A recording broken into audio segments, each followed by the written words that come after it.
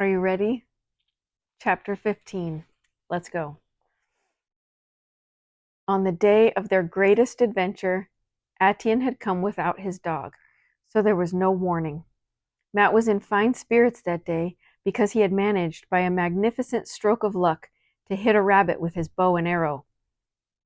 It was the first time this had happened, and it was more the rabbit's doing than his own. The silly creature had just sat there and let him take careful aim. All the same, he was pleased with himself, and even more pleased that Atian had been there to see it. When the boys decided to visit the Beaver Dam again, Matt was unwilling to leave the rabbit behind in case some thieving animal should discover it. He was walking behind Atian, swinging the rabbit carelessly by the ears, as Atian always did, when the Indian suddenly halted, his whole body tensed. Matt could see nothing unusual, and he had opened his mouth to speak when Atian silenced him with a jerk of his hand. Then he heard a sound in the underbrush ahead.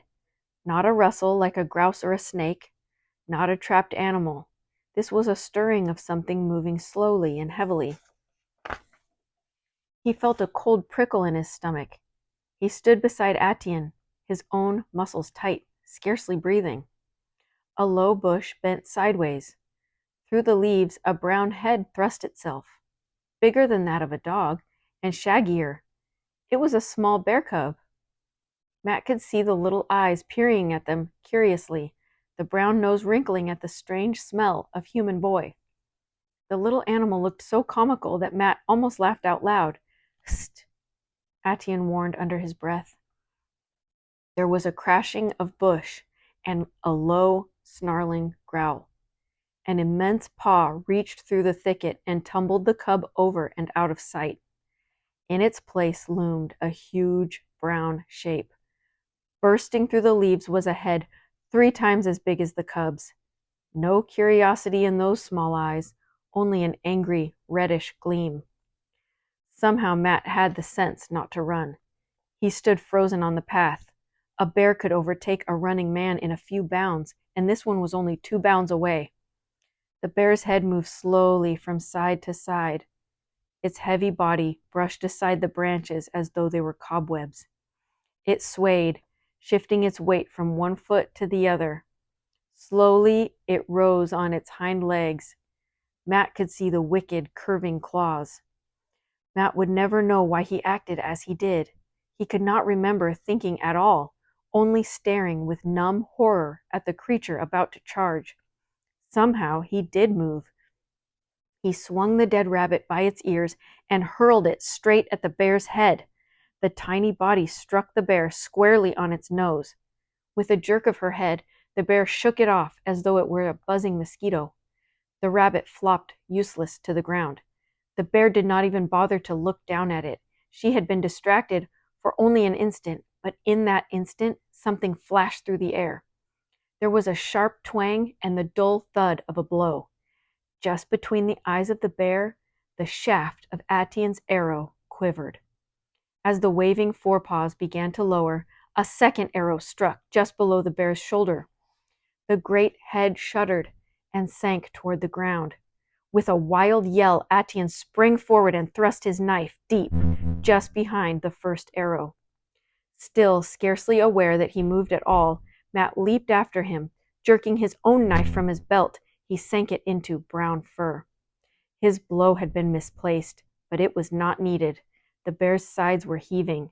The boys stood watching, and in a few moments, it lay still. Matt stared down at the creature in horror. The fearsome yellow teeth were still bared in a snarl. Saliva and blood dribbled down from the open jaws. The little eyes that had glittered so savagely were filmed over. The long, sharp claws hung powerless, clotted with pawed-up earth. Now that there was nothing to fear, Matt felt his knees shaking. He hoped that Atian would not notice, and he managed a wide grin to hide his trembling. But Atian did not grin back. He stood over the bear, and he began to speak, slowly and solemnly, in his own tongue. He spoke for some time.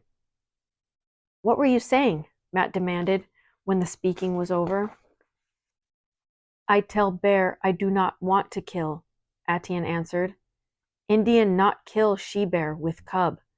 I tell bear we did not come here to hunt. But it might have killed us both. Maybe. I ask bear to forgive that I must kill. Well, I'm mighty thankful you did, Matt said, stoutly. He was about to say that he had never been so scared in his life, but he thought better of it. Atian looked at him, and his solemnness suddenly dissolved in a grin. You move quick, he said, like Indian. Matt felt his cheeks turn red. You killed him, he said honestly, yet he knew that he had had a part. He had given Atian just that instant in which to notch his arrow. Atian nudged the bear with his toe. Small, he said. Just same, fat. Good for eat. Small! That monstrous creature! It certainly was too big for two boys to carry. It appeared that Atian had no intention of trying. Belong squaw now, he said. I go tell. You mean a squaw is going to carry that heavy thing? Cut up meat, then carry. Squaw work, Atian answered. It was plain that he had done the man's work and was finished with it.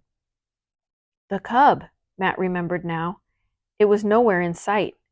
Atian shook his head. Let cub go, he said. When Siguan come again, him plenty big to eat. Take rabbit, Atian reminded him. Matt looked with distaste at the rabbit, almost covered by the bear's heavy paw, the fur matted and bloody. He would rather not have touched it, but obediently he pulled it out. It was his dinner, after all, and he knew that in Atian's world everything that was killed must be used. The Indians did not kill for sport. When Atian had disappeared into the forest, Matt still stood looking down at the first bear he had ever seen. He felt resentful. Atian had killed the bear, of course. It was his by right, but Matt would have liked just a small share of that meat, or even one of those big claws to show his father. Then he remembered the Indian boy's tribute. He had moved fast, like an Indian. That would have to be share enough.